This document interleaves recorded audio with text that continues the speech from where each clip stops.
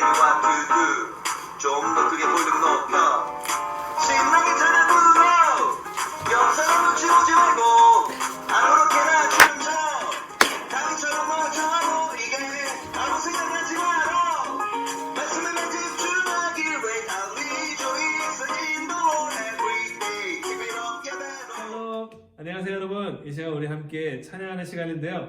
찬양할 때 예수님만이 나의 참 기쁨이시며 또 참 소망되십니다 라는 믿음의 고백을 가지고 주님 앞에 함께 영광 돌리며 나아갔으면 좋겠습니다. 우리 이 시간 함께 찬양합니다.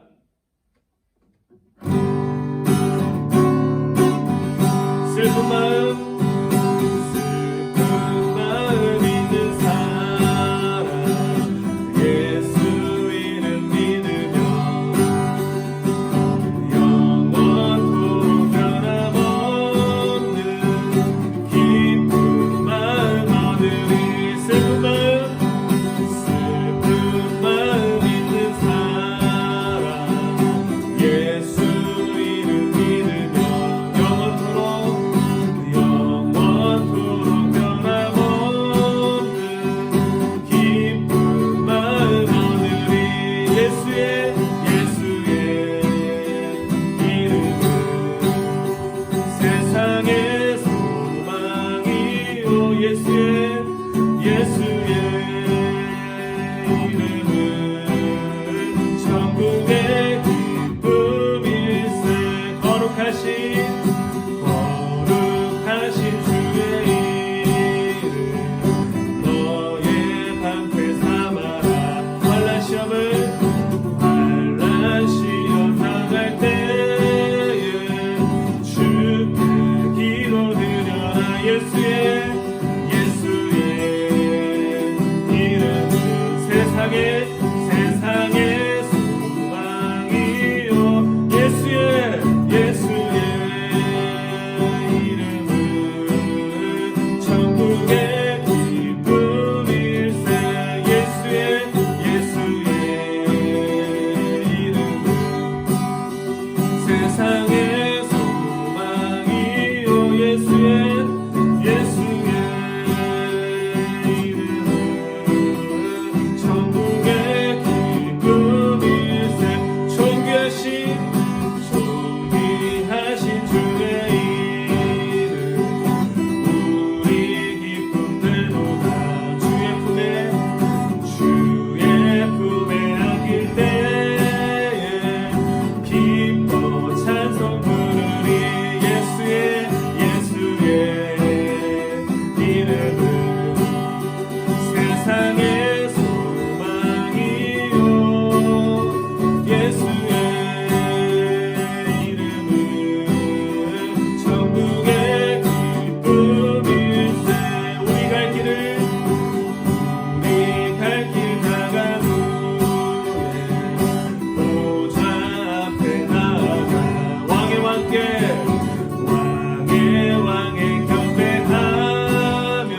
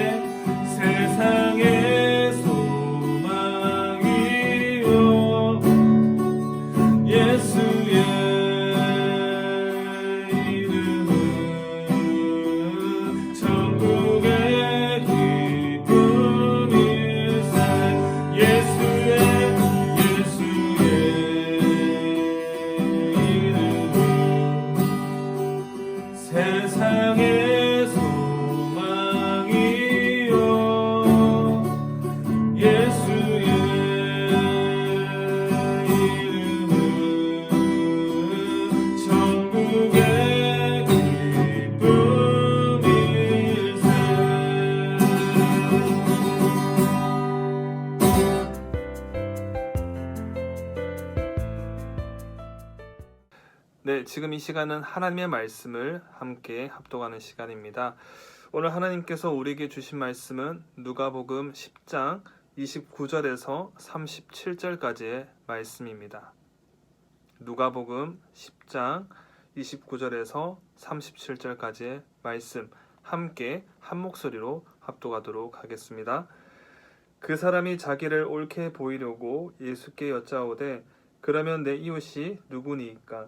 예수께서 대답하여 이르시되 어떤 사람이 예루살렘에서 여리고로 내려가다가 강도를 만나매 강도들이 그 옷을 벗기고 때려 거의 죽은 것을 버리고 갔더라.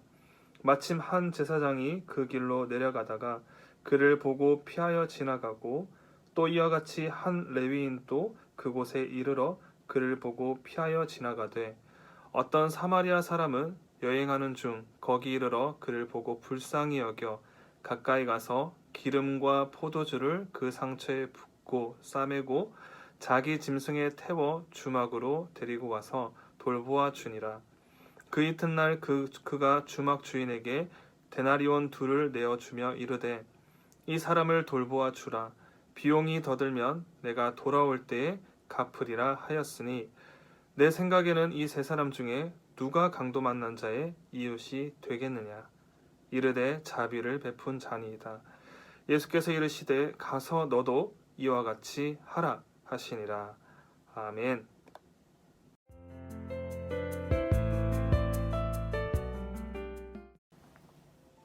샬롬. 이 시간 함께 말씀을 나누는 시간입니다. 우리 말씀 나누기 앞서서 우리 함께 축복하며 나아가도록 하겠습니다. 가슴에 손을 얹고 스스로에게 축복을 합니다. 함께 따라하도록 할게요. 하나님은 나를 사랑하십니다. 그 사랑이 나를 변화시키십니다. 이 시간 주님 앞에 내 마음의 문을 엽니다.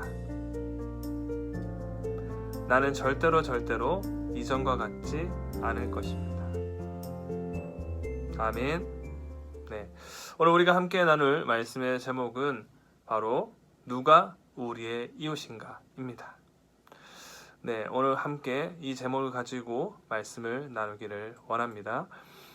네, 요즘에 코로나19로 인해서 대한민국은 지금 많은 아픔을 겪고 있습니다. 지난 2019년 12월 중국 우한에서부터 시작해서 전 세계로 지금 코로나가 이렇게 확진자들이 늘어나고 있습니다. 우리나라에서도 한두 명 늘어나더니 벌써 7,000명에 가까운 확진자가 이제 나타나게 되었습니다. 이처럼 지금 현재 대한민국의 상황은 매우 심각합니다.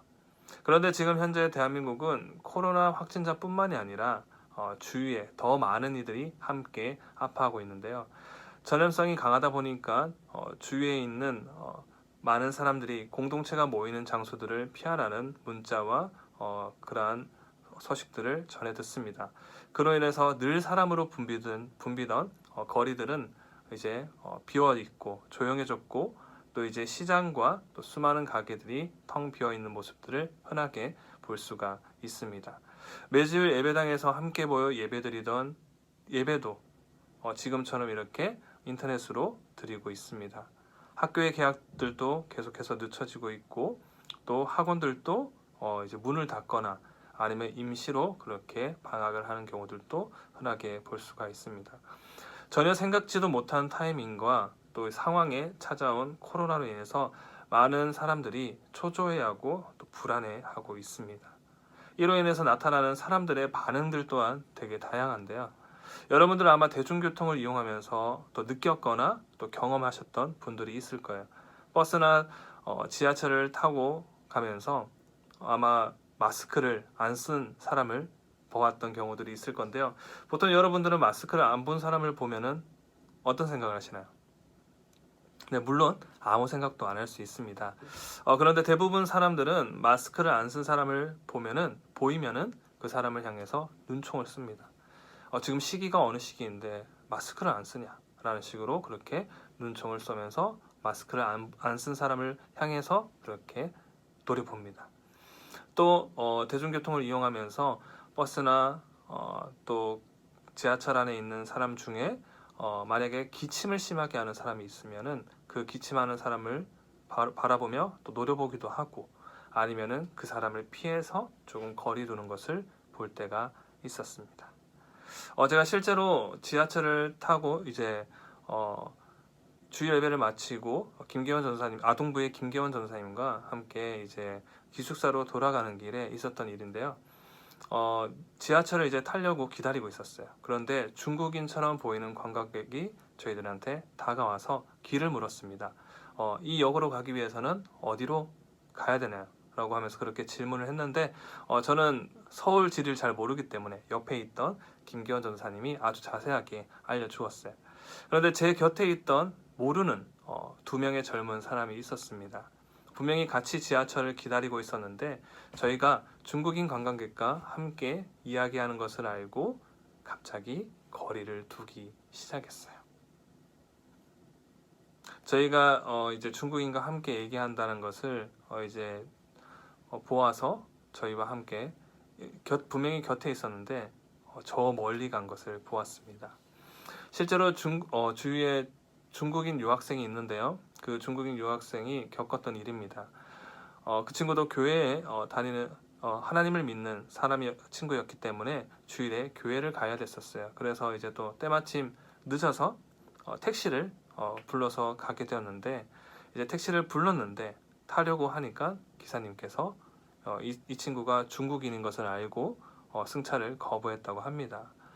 이 친구가 생각하기에 또 다시 이제 거부를 당할 것 같아서 결국에는 교회까지 걸어갔다라는 이야기를 듣게 되었습니다.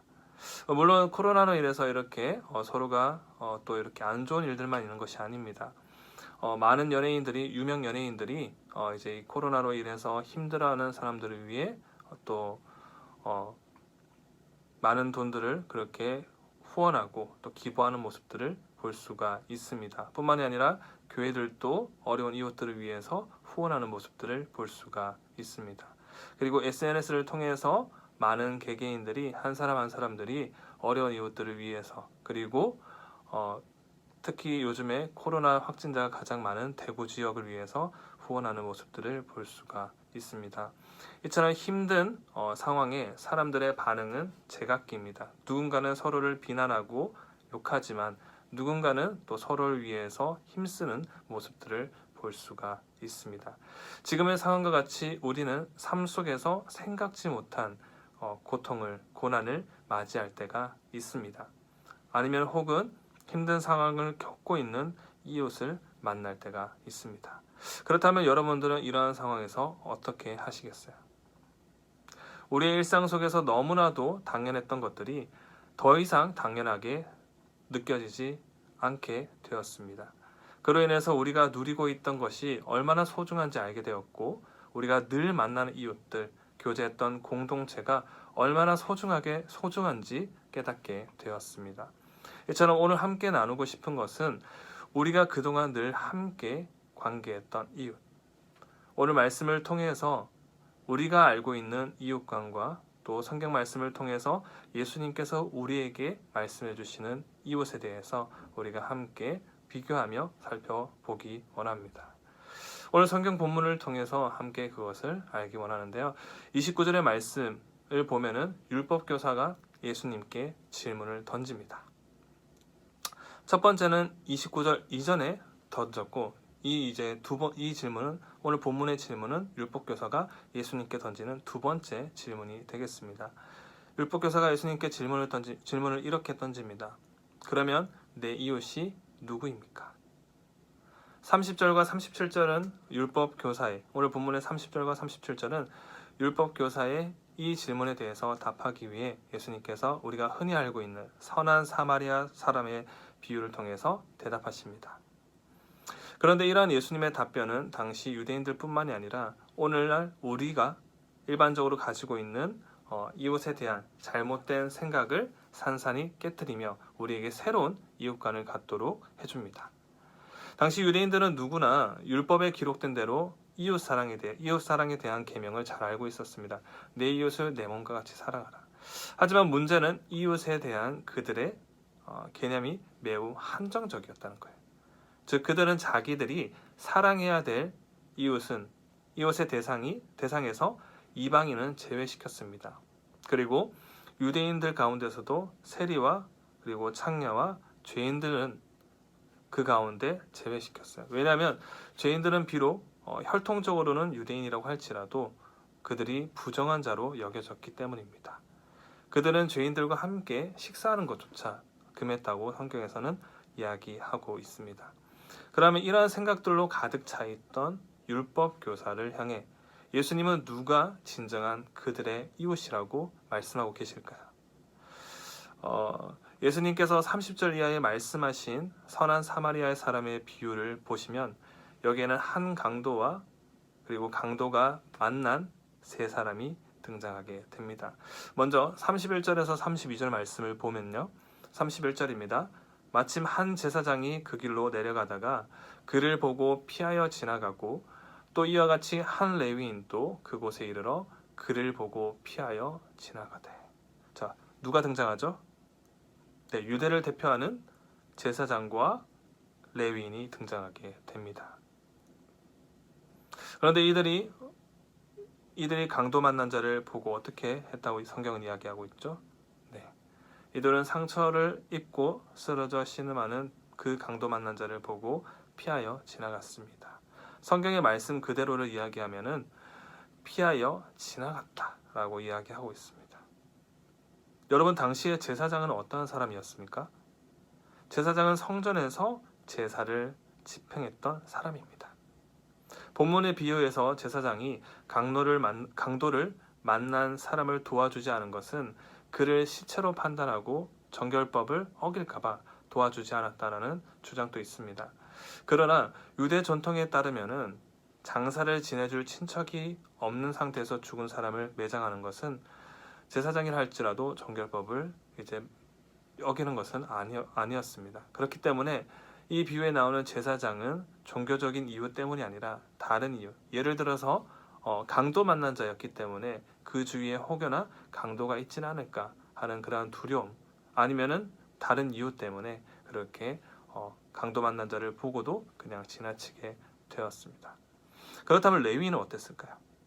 네, 레위인도 크게 다르지 않게 그 강도 만난 자를 보고 그냥 지나쳐 갔습니다. 그러니까 요즘 말로 쉽게 이야기하면은 목사님이나 아니면 저와 같은 전도사님이 길가에 쓰러져 있는 사람을 보고 그냥 지나쳤다라고 생각해도 될 것 같습니다. 이렇게 생각하면 여러분들한테 확 와닿죠. 아니, 어떻게 목사님이 그럴 수 있을까? 아니, 어떻게 전도사님이 그럴 수 있을까? 라고 아마 생각이 될 것 같습니다. 반면에 유대인들이 이방인과 같이 취급했던 사마리아인은 어땠나요? 말씀에서는 강도를 만나 고통하는 자를 향해서 사랑의 손길을 내밀었다라고 이야기하고 있습니다. 예수님은 이 비유를 통해서 이 비유를 말씀하신 후에 율법 교사에게 질문합니다. 네 생각에는 이 세 사람 중에 누가 강도 만난 자의 이웃이 되겠느냐? 여러분, 이 질문은 율법 교사의 질문과 비교해 볼 필요가 있습니다. 율법 교사는 어떻게 질문했죠? 누가 내 이웃입니까? 라고 물었습니다. 그런데 예수님은 누가 강도 만난 자의 이웃이 되겠느냐? 라고 물으셨어요. 이것은 이웃의 개념을 완전히 뒤바꾸는 질문인 것입니다.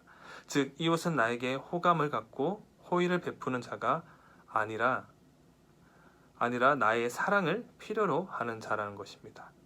특별히 예수님은 여기서 유대인들의 종교자인 제사장과 레위인의 무자비한 태도와 그리고 유대인들이 멸시하였던 사마리아인의 자비로운 태도를 대조시킴으로써 유대인들의 완악함을 지적하고 있는 것입니다. 그렇다면 여러분, 오늘날 우리들은 어떤 이웃 개념을 가지고 있습니까? 우리의 이웃 개념은 예수님 당시에 유대인들과 다르다고 할 수 있을까요? 안타깝게도 그렇지 못한 것이 지금 우리의 현실입니다. 우리는 흔히 우리에게 호감을 갖고 호의를 베푸는 사람을 우리의 이웃이라고 생각합니다. 우리의 가까이 있는 그 사람을 가리켜서 이웃이라고 단정 짓습니다. 그러나 예수님은 우리의 진정한 이웃이란 우리의 나와 가까이 있는 자가 아니라 고통과 어려움으로 나의 사랑을 필요로 하는 모든 사람이라고 말씀하고 계십니다. 지금 현재 대한민국은 이와 같이 나의 사랑을, 우리의 사랑을, 여러분들의 사랑을 필요로 하는 사람들이 많습니다. 우리가 할 수 있는 것은 물질적인 것만이 아니에요. 나에게 돈이 있거나 없거나 우리가 물질적으로 우리가 사랑을 실천하는 것이 아니라 나의 사랑을 필요로 하는 사람에게 기도하는 것, 그리고 그에게 작은 응원의 메시지를 하는 것, 이렇게 작은 것 하나하나가 그 어느 것이라도 사랑의 실천이 될 수 있습니다. 따라서 오늘 말씀을 통해서 이웃에 대한 눈을 새롭게 여시기 바랍니다. 그래서 자기와 가까운 자만이 나의 이웃이 아니라 나의 사랑을 필요로 하는, 고통받고 있는 그 사람을 이웃으로 삼아 하나님의 사랑을 베풀 수 있는 진정한 이웃 사랑의 실천자들이 될 수 있기를 간절히 소망합니다. 기도하겠습니다. 하나님 감사합니다.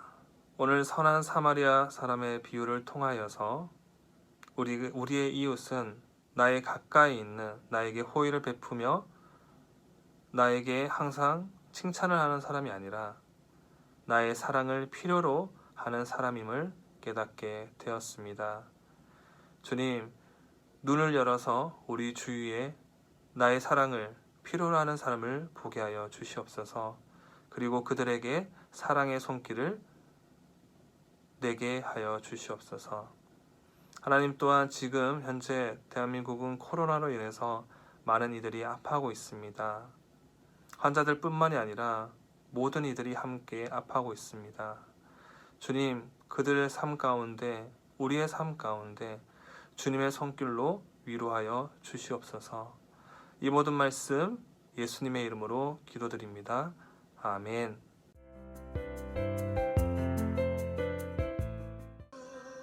네, 이 시간은 우리 함께 기도하는 시간입니다. 우리가 세 가지를 두고 함께 기도하기를 원하는데요. 먼저 첫 번째 기도 제목입니다. 오늘 주신 말씀대로 우리의 사랑이 필요한 사람들에게 사랑을 실천할 수 있도록 우리들의 중심을 위해 함께 기도하도록 하겠습니다.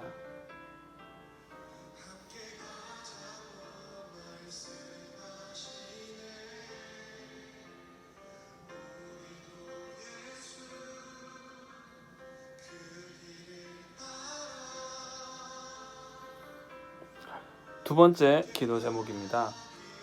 이 예배가 비록 공동체가 한자리에서 드리는 예배는 아니지만 믿음으로 함께 드리는 올바른 주일 예배가 될 수 있도록 함께 기도하도록 하겠습니다.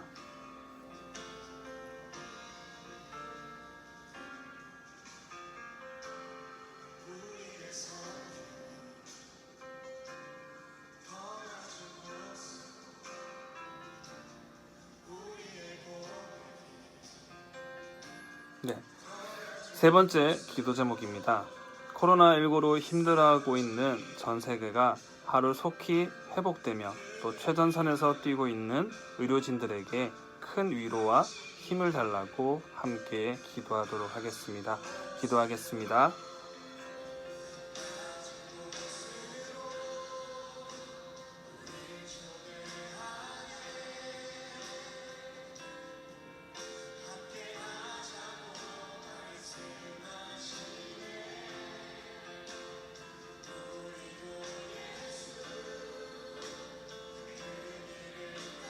이 모든 말씀 예수님의 이름으로 기도드립니다.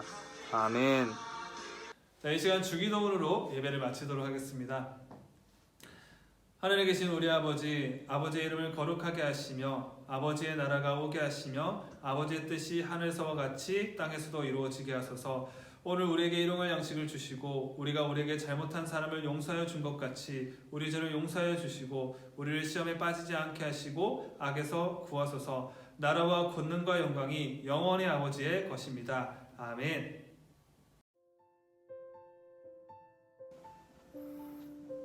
네, 안녕하세요. 2020년부터 중고등부를 섬기게 된 강범모 전도사입니다. 이렇게 영상을 따로 남기는 이유는 우리 친구들이 가정에서 예배를 드리면서 또 가정 안에 있는 부모님들께서 또 함께 영상을 보실 것 같아 이렇게 메시지를 남깁니다. 2020년을 한 해를 우리 중고등부 친구들과 함께 열어가는 만큼 우리가 정말 힘있게 또 재미있게 또 많은 추억들을 남기며 그렇게 예수 그리스도의 사랑을 실천할 수 있는 한 해를 보내도록 노력하겠습니다. 늘 뒤에서 후원해 주시고 또 기도해 주시는 그 마음에 늘 감사합니다. 늘 언제나 그랬던 것처럼 끝까지 또 우리 아이들을 위한 사랑과 또 그 마음들을 또 함께 보내주시면 감사하겠습니다.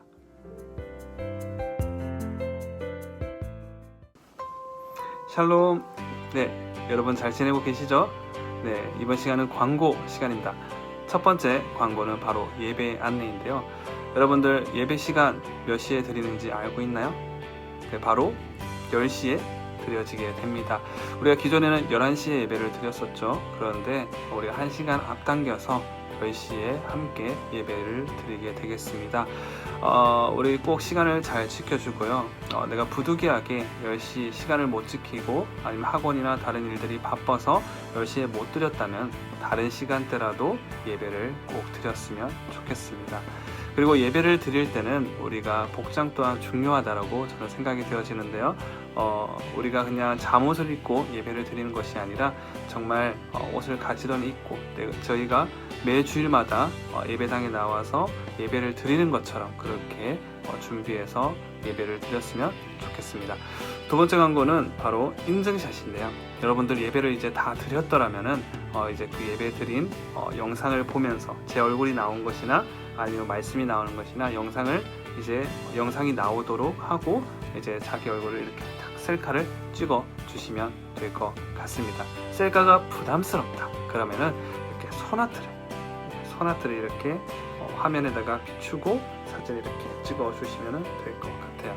이것도 부담스럽다 그러면 나는 선생님한테 그냥 예배를 잘 드렸습니다라고 카톡이나 문자를 주시면 될 것 같습니다.